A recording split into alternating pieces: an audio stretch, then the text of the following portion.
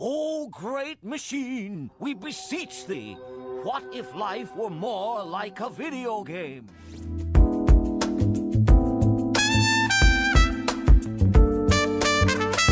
Welcome to Cinema Convos. This is the show where we bring guests with different tastes in film. I'm your host, Yash, and I'm here with my producer, Zach, and our special guest, Ryan. Today we are discussing the film Scott Pilgrim vs. the World from 2010, directed by Edgar Wright and starring Michael Cera, Mary Elizabeth Winstead, Anna Kendrick, and Aubrey Plaza, just to name a few. And before we get started, I would like to issue a quick spoiler warning. We will get into the plot points of this film, and if you haven't seen it, we recommend checking out the movie first before listening to this episode. And with that, we'll get started with some of our preliminary questions, starting with Ryan. So Ryan, I wanted to ask you, what's your first memory or best memory with this movie? All right, so I'm going to talk about my first memory probably, because it's probably the best. I definitely remember my brother, who's like a little bit older than me. He's like 35 now. I'm like 21, so he's like 14 years older than me. And he checked it out from Blockbuster, you know, back in the day when we used to do that. And we watched it like on one night. I was spending the weekend with him, and I was like, "This is what indie music is like." And he was like, "Yeah," because I was super into country at the time, and I was like, "This is good music." And I just remember I had such a blast with it. I think I watched it again the next morning, right before we returned it. And I was like, I want this movie so bad. And I was like, I loved it. And it was just so good and like so funny and just so memorable too. I feel like for the time, like in 2010, this was like a movie that I guess like just really introduced me to like independent film in general. I definitely feel like this was like the first movie to like do that for me, because like my movie taste wasn't that good when I was like 12, you know? I mean, when I was 12, I thought Transformers 2 was an amazing movie. So yeah, exactly. This question will be kind of different for Zach, because didn't you just watch it like recently, Zach? I'll be answering the questions here. Ryan, you're gonna hate me for this, but I had never seen this. I watched it last night for the first time, and I freaking loved it. Last night? I watched it literally last night. You know, there's like a lot of movies on my list that I inexplicably haven't seen. It's a pretty long list. You would expect. It's more, yeah, it's definitely more than you would expect. And yeah, Scott Pilgrim is one of those. Not anymore, but no, I loved it. I can see why people love it. I can see why you want to do an episode on it. It's freaking great. Like I just love the kind of style of it. Yeah, but we'll get into that. But no, yeah, that was the first time I watched it, and I had an absolute blast. It's great. Yeah, for me, this movie, I did not see it in 2010. I had heard a little bit about it, but, you know, this kind of goes into, like, one of the big things about this movie that everyone talks about. Like, you find any YouTube video of this movie, someone will mention how, like, man, this movie didn't make money, and that's really a shame, because it wasn't a success right off the bat. Like, it gained a following over the years. And for me, I kind of fell trapped to that, because I watched it maybe, like, 3 or 4 years after it had already been out. And it was long enough to where I DVR'd it on cable. So I watched it, and I really liked it. And I remember liking it the first time, but then a few years later, was like thinking about the movie again. I was like, it's been a while since I've seen it, but I remember liking it. So I ordered the Blu-ray and watched it like 2 times that summer, because it's just like, I showed it to other friends, and I just wanted to watch it again one time as well. So it's a movie that I think is very rewatchable because of how like fast-paced it is. Like I watched it again today just to prepare for this, and I remembered exactly how the movie played out, but I was like, it's an excuse to watch it again, so no complaints. Yeah. And I watched it enough times to where today I kind of had it on like in the background while I was doing something else. As you guys have said, and we'll get more into it, it's a very like stylish and unique film, and I'm really excited to talk about it. All right, this next song goes out to the guy who keeps yelling from the balcony. It's called We Hate You, Please Die. Sweet. Love this one. So yeah, I mean, kind of bouncing off of that, I wanted to start off by asking, like, you know, you've already mentioned the soundtrack, Ryan, but what are some of your favorite aspects of the movie? Man, I guess I'll go into the soundtrack for a little bit. I just think the soundtrack is so like just indie rock for its time. I think, at least for me, like I really got into independent rock music after that. Like I started listening to like the White Stripes, the Strokes, all that music. And I think this movie captures that in a very like to the T, and it's very like in your face about it. It has no shame that it's in this Vancouver kind of like city. It's not like Oregon or like other like independent rock cities like Portland and stuff. And and even the film makes like a lot of jokes about it. It's by being in this like small town like Toronto that like nobody wants to like be in here, but you have all this like indie stuff going on. So whole town like Toronto. Okay. Exactly. Well, like, and the movie makes it sound like it's this like lame small town, like Gideon. Yeah. It's a very big city, but but yeah, I think definitely the soundtrack for sure. I enjoy it a lot. Definitely the editing for sure. I don't know much about editing in general. It's a very like new kind of just concept to me in terms of film, but like it's definitely known for its editing style and how stylish it is and like how unique it is for sure. And yeah, I think I just like the overall like vibe to it. It definitely feels like it's a movie, like you were saying, Yash, that you can like go back to it and you can have it in the background, and then like once in a while, like a favorite scene of yours comes up and you're like, like that's a good scene. I like that. But then you don't have to be too into it, or like maybe like this like a song comes on and you're like, oh yeah, like I love that song. That's a good song. It's like I like to describe it as like a sound like an album that you enjoy. Where you can just have it on in the background, and then or you can like really just be like really focused and like watch it. Yeah, for sure. Yeah, I mean this movie, like, just to really quickly bounce off some of your thoughts, the editing is super fast and the tone is very like comedic and self-aware and very self-aware. Like so many like ridiculous things are said like super casually. Like, oh yeah, yes, very much. He like caught the moon for me or something like that, and it's just like part of conversation. Yeah, and I love it. There's all these little jokes and little moments. Like it's you really gotta keep up with this movie because every second there's something new that's being said that's really intelligent, or something. There's like a fight, or there's a really good song, and it's just constantly moving. But it's also, the movie does not feel repetitive, which it easily could have. I also think the editing is notable. It's very quick, but it's also keeps things interesting. And it's a fun movie to watch again because a lot of time there's a lot of text on screen, but you don't have that much time to read all of it. So you get a chance to like see the little details when you watch this movie again. And I think that's really fun. If I peed my pants, would you pretend I just got wet from the rain? It's not raining. Oh. There's a lot to say about the style of this film.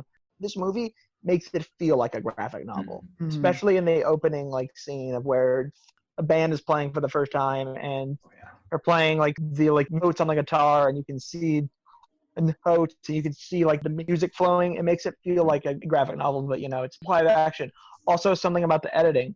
The scenes sort of blend together, sort of thing. It goes from one location to the next like that, like super fast.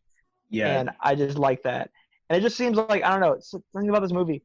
It just seems like a fantasy that like every teenager has like had. It's something I honestly really appreciate about the movie.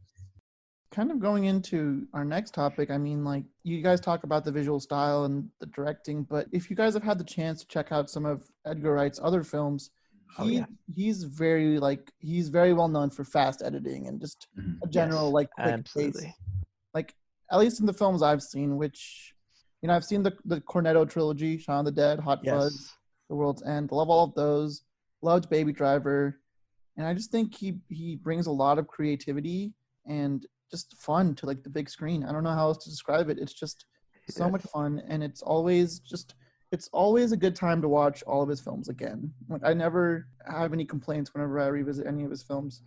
I definitely think there's something you can get out of like every Edgar Wright film.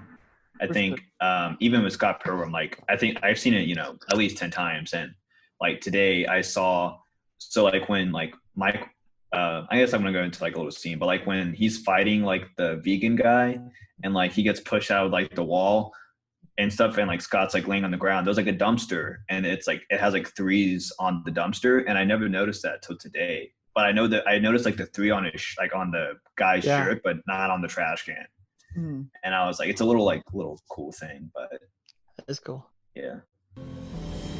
We have unfinished business, I and he. He and me. Don't you talk to me about grammar. I dislike you, capiche? Tell it to the cleaning lady on Monday. What? Because you'll be dust by Monday. Because you'll be pulverized in 2 seconds. And the cleaning lady, she cleans up. Dust. She dusts. So what's on Monday? Because it's Friday now. It's just the weekend's off, so Monday, right? That scene is so funny.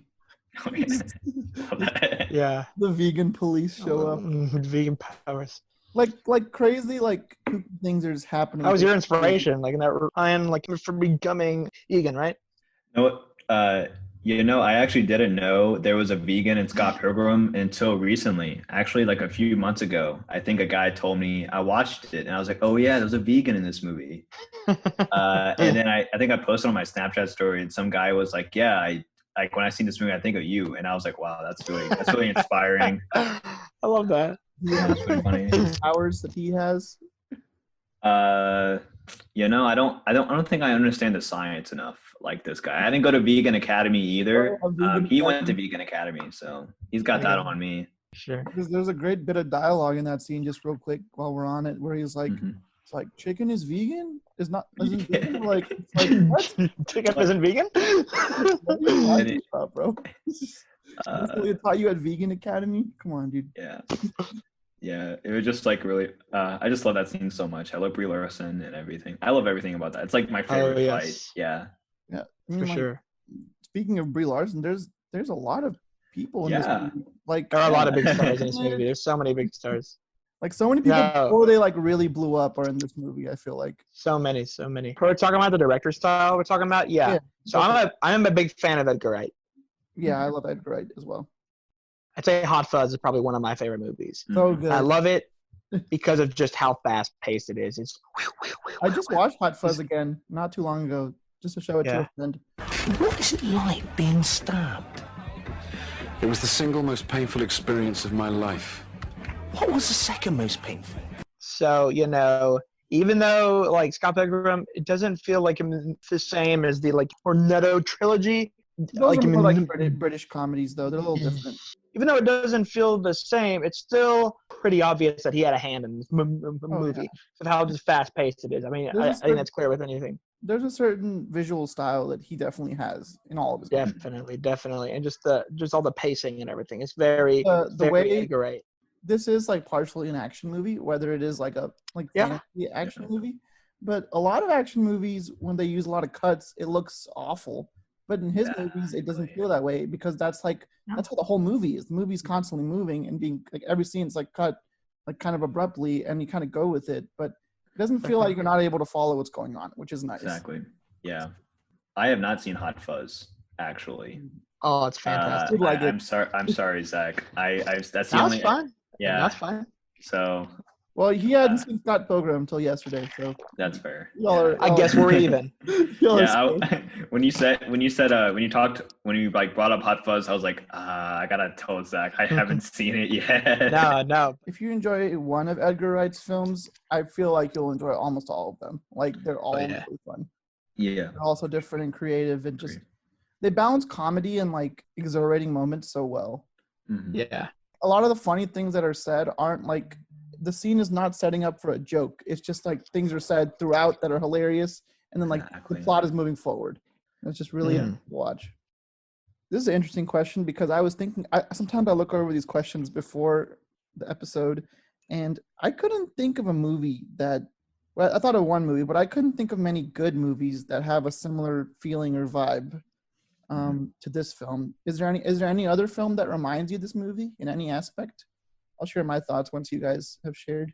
All of Edgar Wright's movies. I mean, like just specifically like the plot of this movie though, like video game-esque. I don't know, like video game-esque shares it. I don't know. Clearly, Edgar Wright films are similar to this movie. No, yeah, but like I guess with the video game-esque, it really is unique how like it sets up at the beginning that like they have the whole thing of like the video game at the beginning. They pay tribute to that game throughout the rest of the movie, especially like in the last half hour, and it really makes like it's if life were more like a video game, and I just think that's super neat. But yeah, I don't know. I'm sure there's a movie I'm just not thinking of that has approached this in a similar way, but I can't think of it. I think that speaks to how like unique this movie is. That's why absolutely I agree. One thing that I think it does share with some movies is that like I do like that like their main characters are in a band and that band in the movie kind of provides a lot of the soundtrack of the film.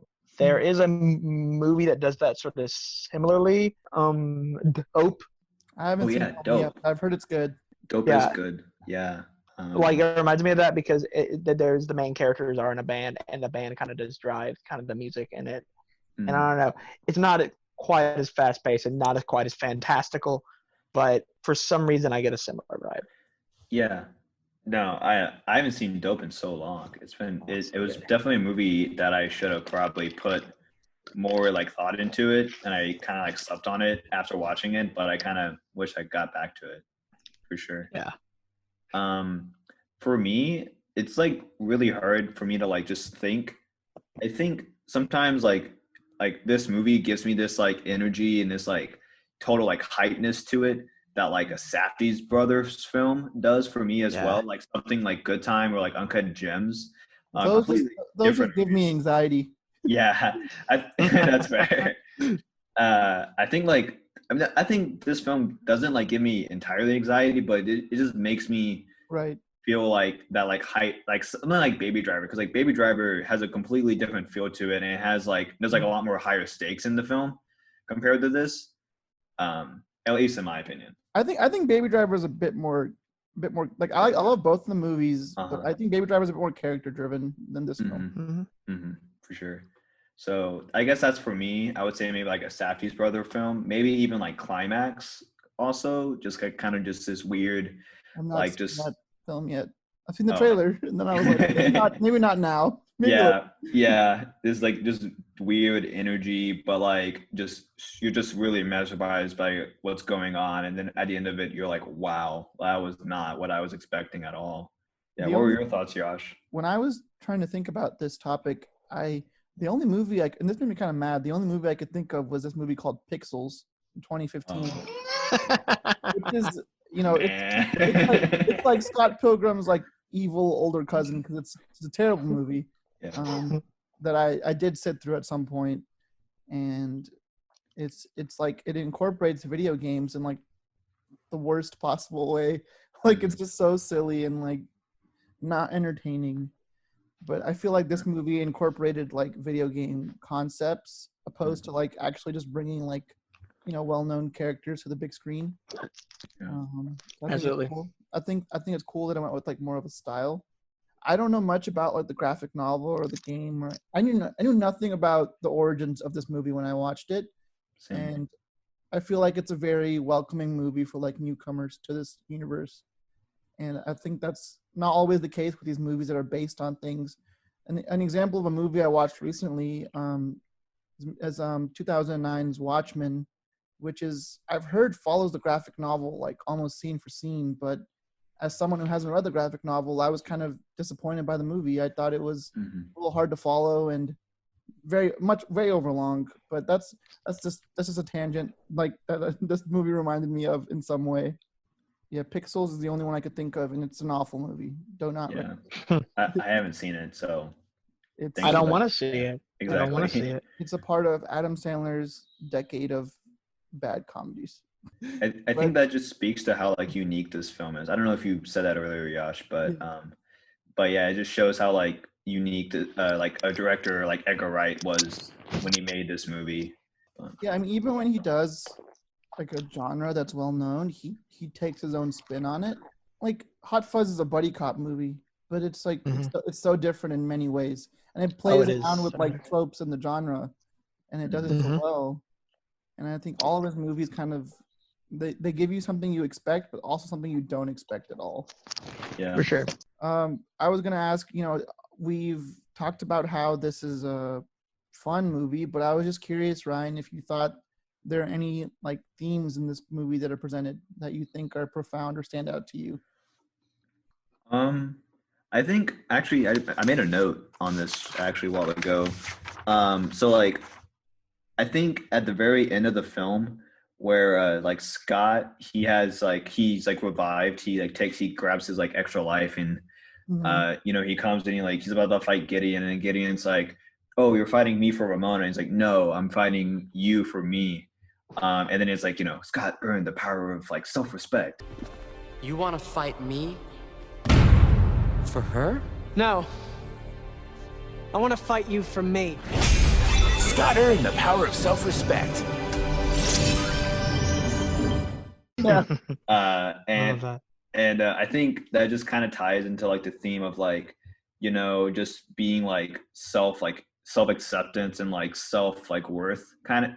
Maybe it's like too deep, but I think it's kind of like a little. It's there. I think it's like, you know, Scott like did all this like stuff for this girl, and then at the end he finally like realized, hey, like, you know, I want to just show Gideon that I'm capable of like defeating him, and he's doing this for me, and he's like, and I want to like just be a better person from like, and I think he's just grew up a lot, and he like learned through like, you know, fighting all these hexes and stuff that very typical like hero's journey kind of thing, where he just forgot about like he just kept like looking into himself, and that kind of, I don't know where I was going with that, I mean, but I think you're onto something there, because the Yeah. scene before he fights, what was it, Roxy, I think? Yeah, He's kind of being a jerk in that scene, and you're like, exactly. this character needs to learn a few lessons for sure, because he's kind of oblivious to some of the mistakes he's made. What about you and Kim?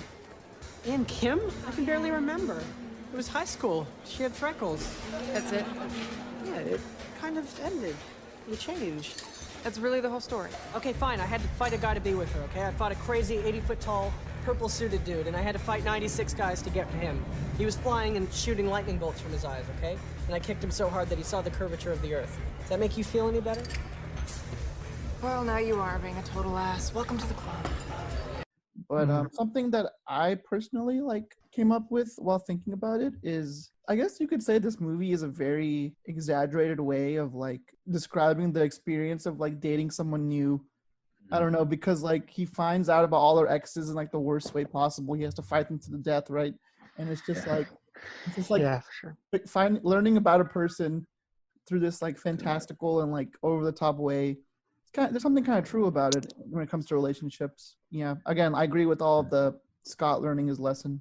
Sort of about like, well, one real lesson I look away from it, and I think it really is solidified kind of in the last half hour of it, is taking responsibility for your own actions and for your own happiness as well. So like throughout the film, you know, it's got, you know, it comes up about all of these, you know, all of these other relationships he's in, and he sort of won't admit he's hurt anybody else. Yeah. He was like, no, it's all right. Yeah, like it's cool. You want to take responsibility. Meanwhile, in the breakup, that wasn't his idea. He's very heartbroken about it. You can't see the other side of the, oh, maybe I did that to someone else, until that last kind of scene where with Ives, or she tries to fight Mona at the end there. It's like, I mean, I have to fight her because like I have to fight her because like she hurt me, like, and then Scott says like, and then Scott like says like oh, like I hurt you. And so he finally takes responsibility. He doesn't just play this off.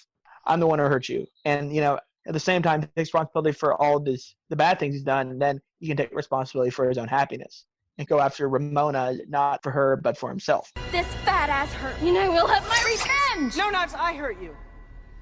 I cheated on you. So obviously this movie has a ton of entertaining moments and scenes. But I was wondering, Ryan, do you have a favorite scene in this movie? Anything really that stands out to you?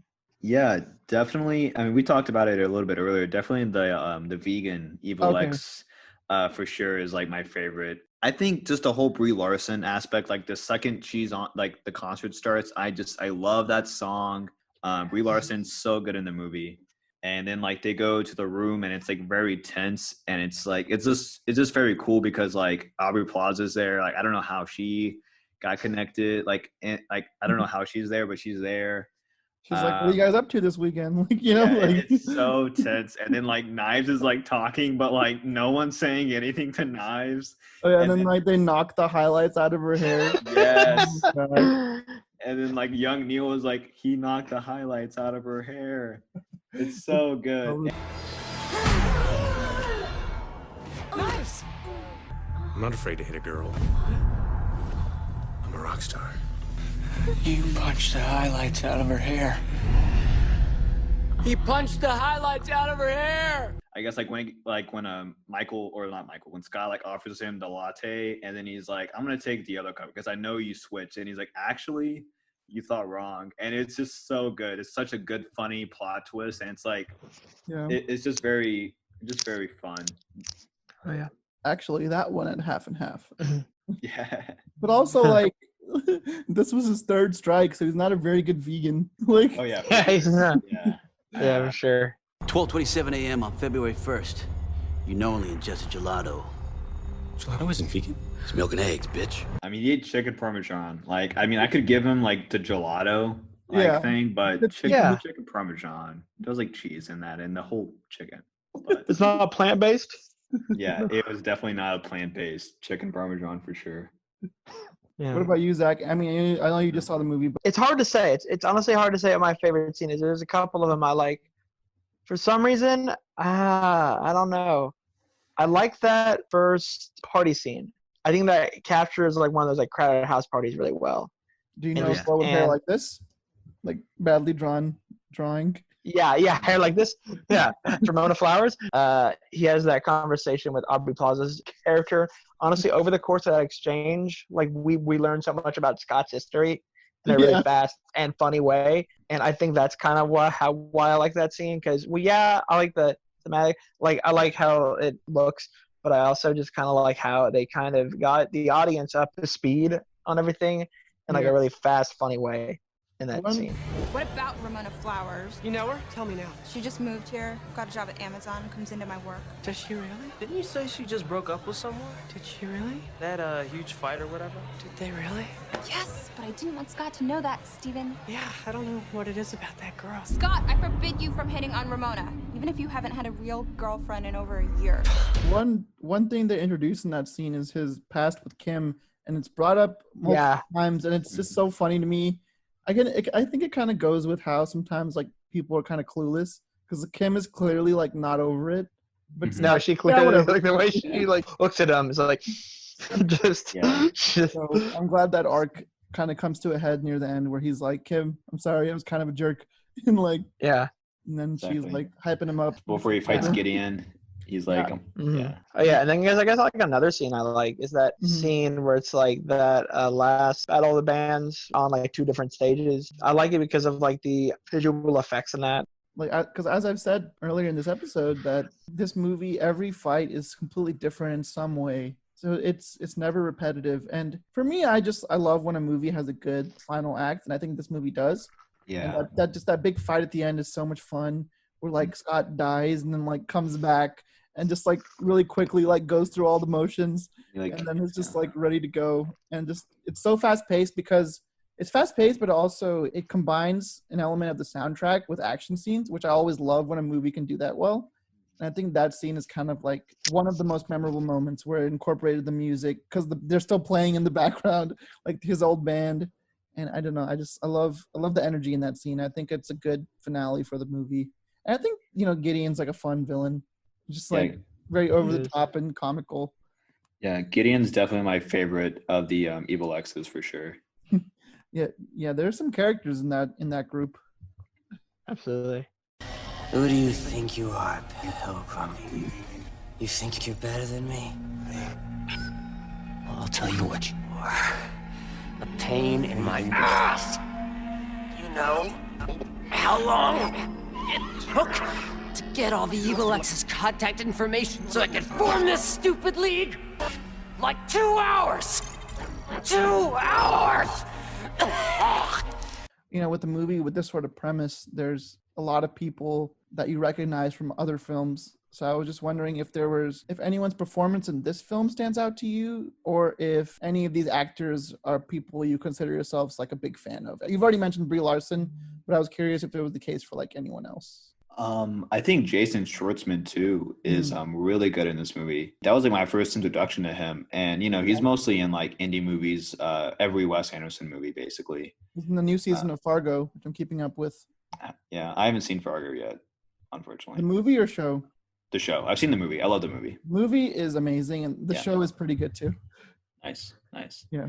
But yeah, I think Brie Larson definitely my favorite character or favorite person. I think Jason Schwartzman does a really good job too, and I think Macaulay Culkin's brother I don't know his name. Kieran. Kieran. Yeah, he's really good in the movie as well. I think he's really funny. Yeah, he's super funny. Good very side funny. character for sure. Yes, very much. And probably Michael Cera's best movie as well. I think that's kind of maybe obvious. I think Michael Cera was truly made for this role. Oh yeah. Yeah, no, he really was. What about you, Zach? Did you have any thoughts on?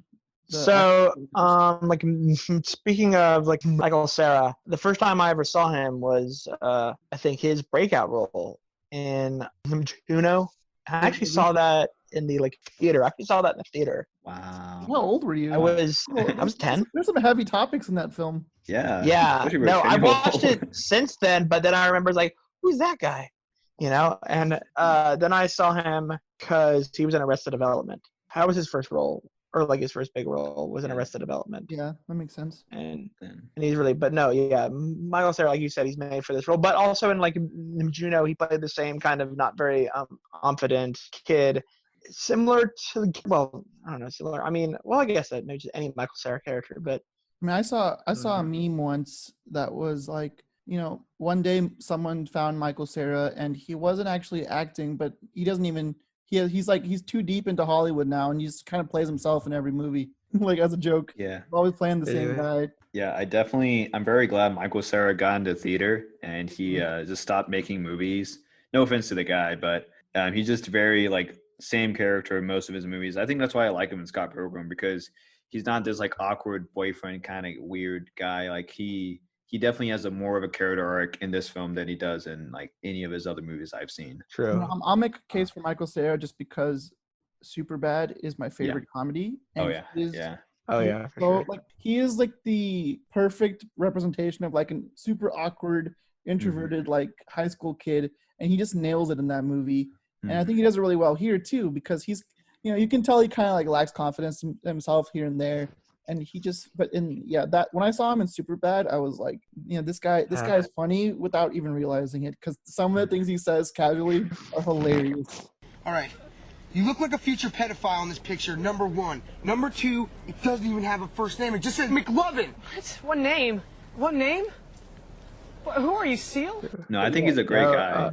For sure. I think I was just I didn't know he referring was to getting into theater and stuff. That's pretty cool. I know that either. Yeah, he does a lot of plays on Broadway. Okay.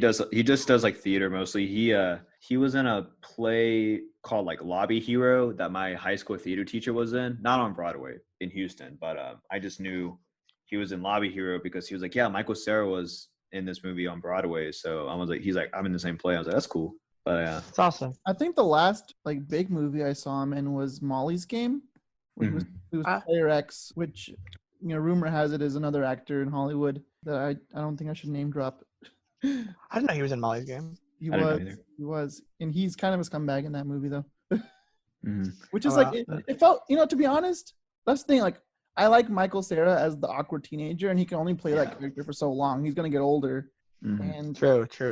He almost didn't really fit in Molly's Game, which is a great film, but I don't know. So I can see how he's maybe shifting gears in his career, but now the guy I would really like to see, just because anyone who's known for comedy, I'd really like to see what he's capable as far as writing goes. I don't know. Just he hasn't written anything major yet, but if he ever goes down that route, I'd love to check it out. No, yeah, absolutely. No, something that is interesting that I kind of figured out of the actors in this movie. 4 of the actors in the movie go on to be in superhero franchises. Chris Evans, of course, is Captain America. Brie Larson's Captain Marvel. Brandon Routh is Superman.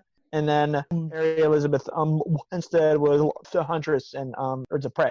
So I thought that was kind of interesting how you have a whole crop of people who were here before they were really big, and they all became something, not gigantic stars, but people you know. I mean, even just naming people who aren't in superhero films, Anna Kendrick is in the movie. Oh yeah, Plaza. Like, and they don't have big roles in this movie, but like they do add value to it in the small moments they have. Absolutely. And I don't know. I just think it's cool to see such a big cast and so many people are like successful now. Even For sure. I saw Alison Pill who plays Kim.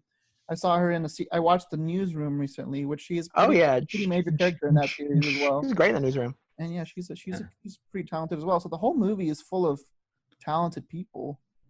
Yeah. And, one thing I want to mention about Michael Cera, just kind of interesting. There's a film of his. It's called Youth in Revolt. I don't know if you guys have heard of it. I love Youth in Revolt. Forgot about that movie. If you want to see Michael Cera like playing two very different personalities, that's a cool movie to check out. In the same movie? In the same movie. Yes. Okay. It is so good. It's kind of indie. I mean, I think it might be up your alley, Ryan. You might want. I watched it a long time ago, but I remember thinking like, oh, Michael Cera is kind of interesting in this movie because like he plays like a badass version of himself, and he plays like the typical like Michael Cera. It came out a year before Scott Pilgrim, actually. Oh wow! So it's like when Michael Cera was doing that, it was pretty popular. Yeah, he did Superbad, Juno, like a few other films. So yeah, nice. It's really good. I think you would like it. Cool. I'll check it out. In the Michael Cera shared universe. Yeah. Yeah, the last time I've seen him in was Twin Peaks The Return, and it was weird to see him in that movie. I don't. Have you seen it, Zach? No, I haven't seen that one either. I have not seen it. Okay. I've seen some of the original Twin Peaks, but like I haven't seen The Return. Yeah, Michael Cera's in The Return, and it's super weird. It's weird to see him in that movie because he's like a lot older. He's like taller. He doesn't have that baby face anymore. I mean, he's grown. He's grown, man. Yeah, but as an awkward teenager, he's one of the best in that market. The awkward teenager. He's the quintessential. Also, I will shout out Michael Cera for one more role, which is himself, and This Is the End, because it is so funny. Himself, This Is the End.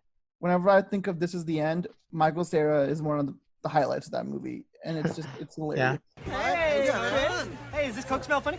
Oh, fuck, Michael. Fuck. No, that's fucking expensive shit, motherfucker. Fuck, dude. I've never fucking done cocaine, dude. What is the fucking... Well, you did the best shit possible for your first time, because that's good fucking... Oh, fuck. I'm nervous, dude. I don't know what is wrong with you. Look, he's freaking out. I've never done this fucking drug before, man. I will walk you through it. Mike, no one... I'll be your guide. But anyways, before we get into a different film, I wanted to ask Ryan, so this movie clearly combines a lot of different genre elements. Do you feel like it fits just one genre, or do you feel like it encompasses multiple genres? And I guess, do you consider this one of the best movies of whatever you define it as? Yeah, I think this movie does a really good job of combining like a lot of genres. I think it's very appealing in terms of just like the action elements to it, the comedic elements to it, the even romantic elements to it. It has that manic pixie dream girl thing with like Ramona, and you know, I think at the basics of it, like of its core, it's like definitely like a hero's journey kind of film in terms of just story. So I think it does that really well. In terms of movies that I'm trying to think of a movie that maybe does that. I don't know. I mean, you see the hero's journey like all the time, so I can't really say this is like the best hero's journey film.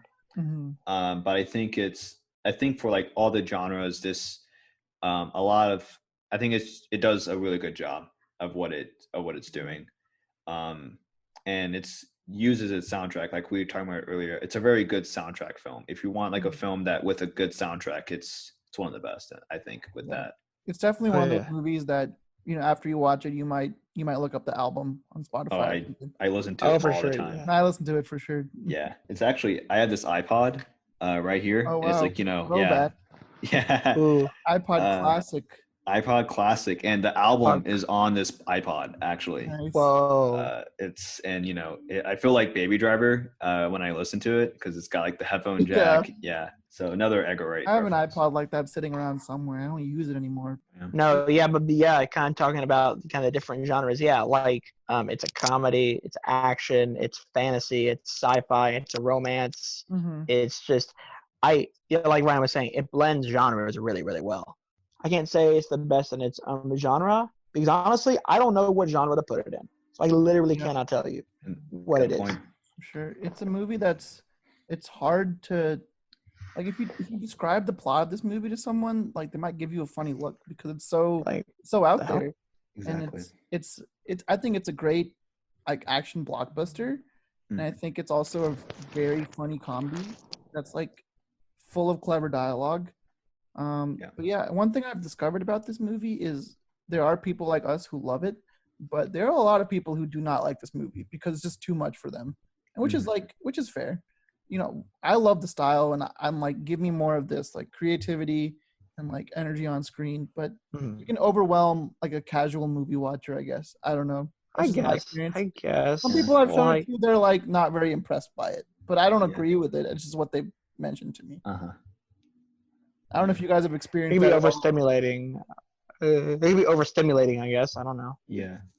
See, I've seen this movie with my roommate a couple of times, and he does really enjoy it. He's not like as passionate about it as like I am. Like he's more of the, I guess, casual movie, and that's totally fine. That's totally cool.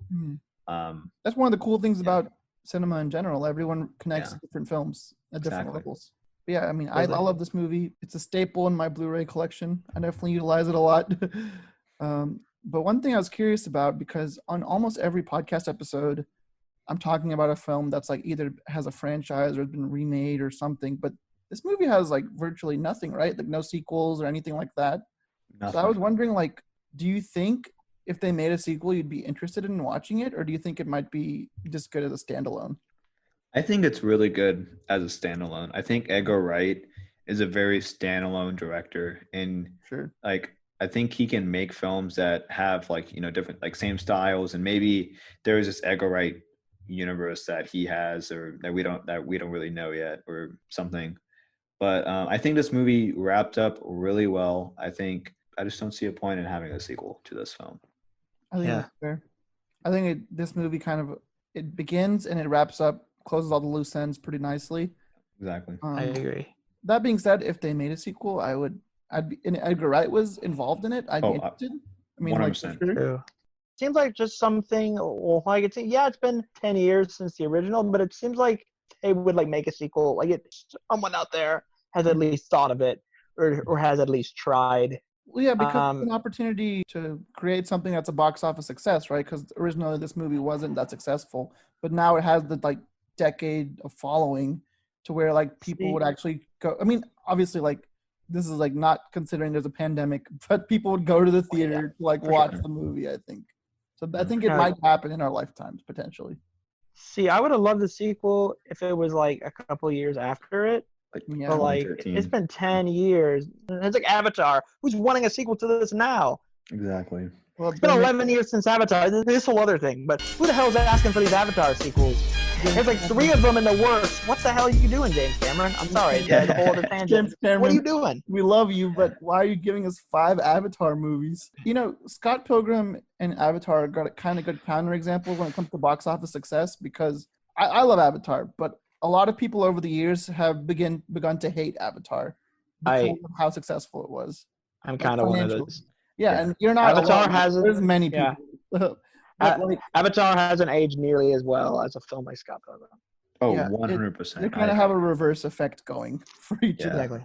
I think that's one thing that's interesting is like a lot of movies aren't hits when they come out, but they become like cult classics over the years.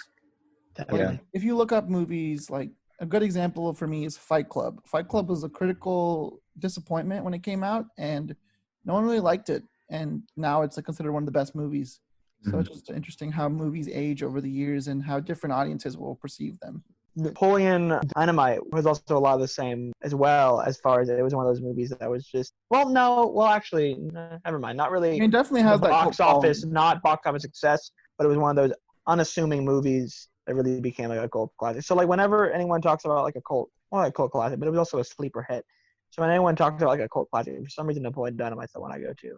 Yeah, it's a fair example. It definitely has that following. Exactly. Yeah, I liked it. I don't know if it deserved the television show. The television show was kind of weird. Oh, I forgot that it existed, and I'm mad I remember it now. So thanks, Brian. Yeah. Oh, you're welcome, Zach. I successfully blocked it out of my memory, and now I'm gonna have nightmares. This is what I'm good for. Or always reminding people that cult classic films became a TV show at one time. Thanks. That's why I love a lot, Ryan. A lot of things just come out, and like now you can't forget because now this No. etched in stone. Unless Zach edits this out for some reason. Like just Zach's like, I don't want anyone else to know that Napoleon Dynamite's a TV show. Napoleon Dynamite, coming soon to Fox. You guys are idiots! Let's make a Scott Pilgrim animated series on Fox, and it'll be bad. Who wouldn't want that? I think if a video game came out, a Scott Pilgrim video game, I'll be down to play it. Oh yeah, like a new that'd be one. great. That'd be great. If we had more graphic novels and more like a video game aspect, like Scott Pilgrim would be even more of a hit than what it already is. But I would love to see this concept in action again, at least. Like, Oh yeah, like, but I think a video game or like more like graphic novels made based on the movie would be better. And then if those are successful, maybe you can make like a movie or something adapting that. But if they were to make a sequel, make movies like this, Hollywood. Don't remake video games that are already good. Like, don't do it. It never works out for you. Yeah. I don't think there's also enough like new source material to make a movie out of it. Well, you need some creative minds to like Edgar Wright to be working. Yeah, we need more Edgar Wrights. We need more Edgar Wrights. That's. We need more. Yeah, we need more Edgar Wrights. There's not enough Edgar Wrights. Well, there's only one. Not enough. I'm sure somebody else has the name, but. Oh yeah, well, I'm sure it's like. Well, actually, I'm Edgar Wright as well. Like, yeah, but I live in Wisconsin. Not you, but I mean Edgar Wright, the real one. So back to what we were talking about. So one question I do like to ask people on the show, and I have Ryan added on Letterboxd, so I know he gave this film a 5 out of 5. Is there anything in the movie that you think can be done better, or that you would change, or do you think it's perfect the way it is? Okay, so the Patel, I forgot his first name, Evil X #1. That scene, I love everything about it except for the weird Bollywood stuff. I get that. It's a little weird. As an Indian, it's kind of uncomfortable. Yeah, I was gonna ask you about about your thoughts on that. Like, it doesn't bother me. It's just it does. Now that you mention it, that scene does stand out with the rest of them because it just feels kind of off. And it's the very first fight. The first time I was watching it, I was like, "Is this how? Like, are all the fights going to be singing fights?" Because like, then I'm like, that might. I thought it was going to be a musical. It's like, you know, the soundtrack's already so good; it doesn't need to be a musical. You know, we already have enough music in the movie. This guy's good. Me and my fireball, my demon hipster chicks. Tell me, Maddie. I'm talking the dog, 'cause I know I'm slick. S-L-ick. Yeah. But I mean, I guess that's fair. I think that scene could be done a bit better. But also, because it's the first fight, you know, there's so much potential. You could just be really cool. Just to like the movie completely changes at that point. So yeah, I don't know. I like everything around that. Like I like the band before it. I like that he comes and he's like, "You didn't read my email." Like that's pretty funny. But it just like, and I enjoy the fighting, but it just like when he starts doing the Bollywood stuff, it's just kind of like off. There's like a I get that. Yeah. He just breaks into song. Yeah, it's just completely random. Like I would have been cool if they just fought and then like he died and then they moved on. But, yeah, I can actually agree with that now that I think about it. Is there anything you think that could be better, Zach? I mean, I'm thinking. I don't know. Well, you know, as you know, I've only seen it once, and it's still fresh. But like, you know, and I really enjoyed it. There's not anything that stands out that was a scene necessarily, but I just can't think of it. I think for what it sets out to do, it does a really good job. And yeah. I think one thing that could have been kind of interesting, and it may have even ruined the movie if it was done wrong, but I thought it could have been cool to potentially see more of the backstory between like Scott and like Brie Larson's character. Could have been interesting. Yeah. Maybe, like I wouldn't dedicate too much runtime to it. Maybe like a quick 10-minute intro. But also, I love how the movie opens at the same time with this band playing and the song. Like it sets the tone so well. But as far as like watching a movie for fun, I think this is a movie that does a lot of things well. It doesn't overstay its welcome. It moves at a good pace, and I don't know. It's not like I wouldn't say it's a perfect film, but it's also a movie that is very enjoyable to watch again. Yeah. Oh yeah. It's interesting you bring up like Brie Larson. I think that's why like I like her a lot, and I do wish she was in the movie more. Mhm. Especially since like there's like so much beef around. There's so much like Yeah. mysterious around like mystery around her. Like how much their breakup like meant a lot to Scott, Right. and then you finally see her, and you're like very intimidated by her. Like Yeah. Oh yeah. Yeah. But yeah, it would have been cool to see her for sure more. But I definitely do really enjoy like the vibe she gives off. Yeah. Okay, so we're gonna do the conclusion here in a sec, but before we get to that, Ryan, did you have anything you wanted to ask either of us? Do y'all have like a favorite song or like just a From the favorite movie? like yeah? I don't know if you listen to the album a lot. Yeah, I mean, What do I you have think? I mean, there it's like a tie for me. There's 3 songs. Nice. Love Threshold, Yeah, Garbage Threshold's so Truck, good. and Yeah. then We Are Sex Bomb. Those Yeah. 3 are like my Classic. go-tos. I haven't really listened to the soundtrack album, but I guess one song that stood out was that song in the scene with Brie Larson's character and her band. That song they're performing. Yeah, Black Sheep. It's my favorite. That's a really like. Yeah.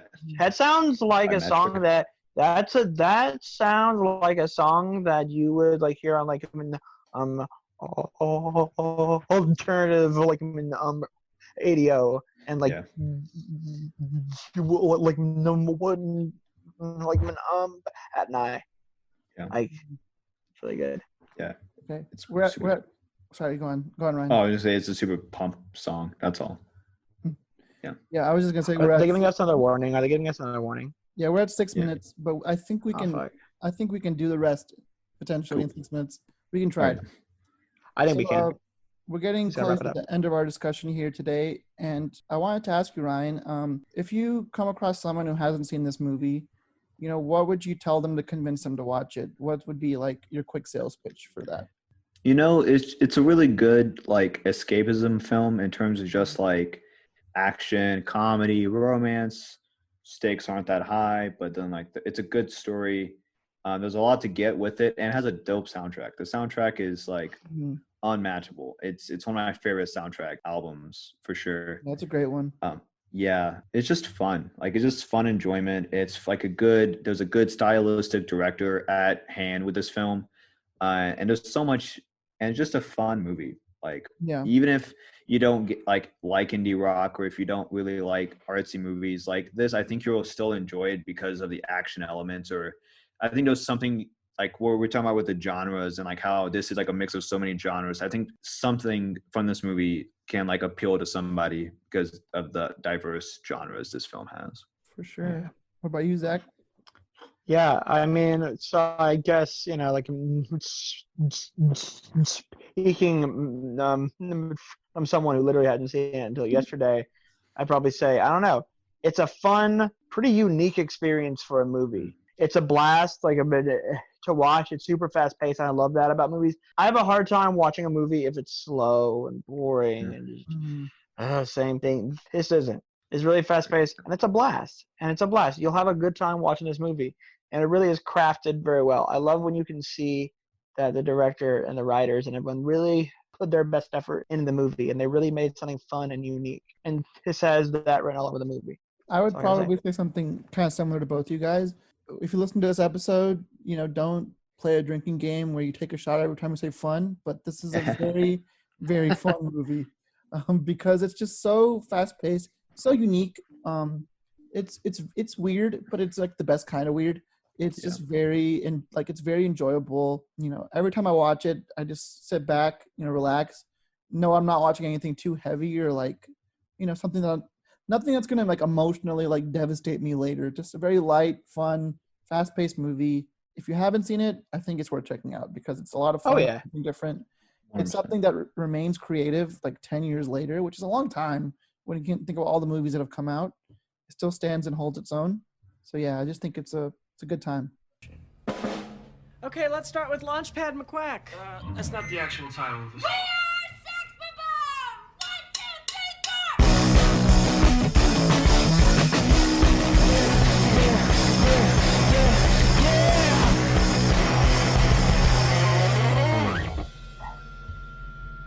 You guys are so